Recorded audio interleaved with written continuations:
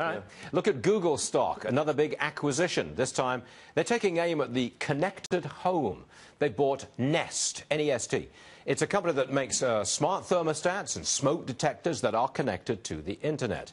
Some are already raising concerns that this device could give hackers an opportunity to steal even more information about you, the pattern of your life, for example.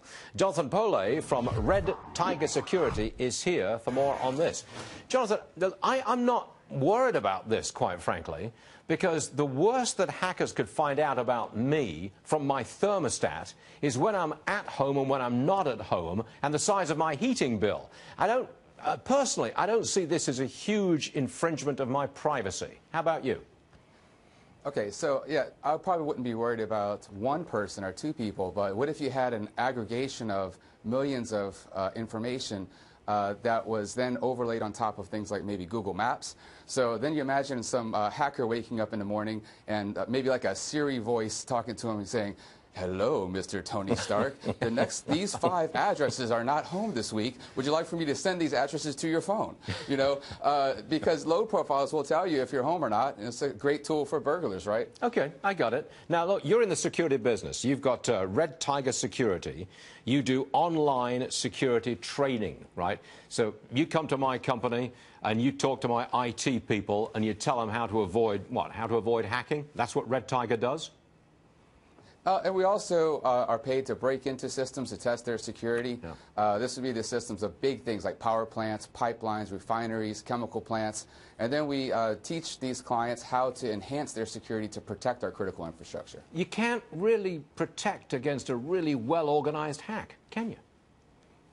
This is definitely true. I mean, case in point, just 3 years ago, we had the Stuxnet superworm that took down the nuclear enrichment programs over there in Iraq. And we're still worried about that type of sophistication hitting U.S. infrastructure. In fact, I'm here in Miami this week at the S4 conference where we have some really geeky guys that spend their Friday nights with soldering irons and circuit boards that are spending a lot of time and attention breaking apart the electronics that control the switch stations and substations in neighborhoods, and they're disclosing these vulnerabilities back to the community at large and the vendors that make this equipment to really squeeze the vendors to make better products and more secure products that are put into very mission-critical cases. I understand. I've got a new study out. It shows that the NSA phone tapping program played no role in any of the arrests of some of the terror suspects who have been arrested recently.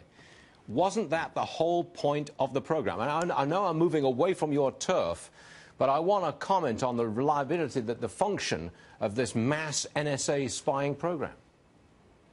Yeah, for every report that comes out that says the program wasn't effective in defeating terrorism, there's probably other reports that say the otherwise. So I don't know if you want to look at the effectiveness of a program to say if it's right or not. I mean, for example, if someone said, "Hey, I'm going to go and put a camera in your home and watch everything that you're doing in your home just in case, there's terrorist activities," without any reason to put a camera in my home, I would feel violated my privacy. Yet we seem to be kind of lax as a society, the fact that all of our text messages and emails and information about our daily lives are being potentially harvested and analyzed by the U.S. government. And then the U.S. government reports say, "Oh, well, we're just having metadata."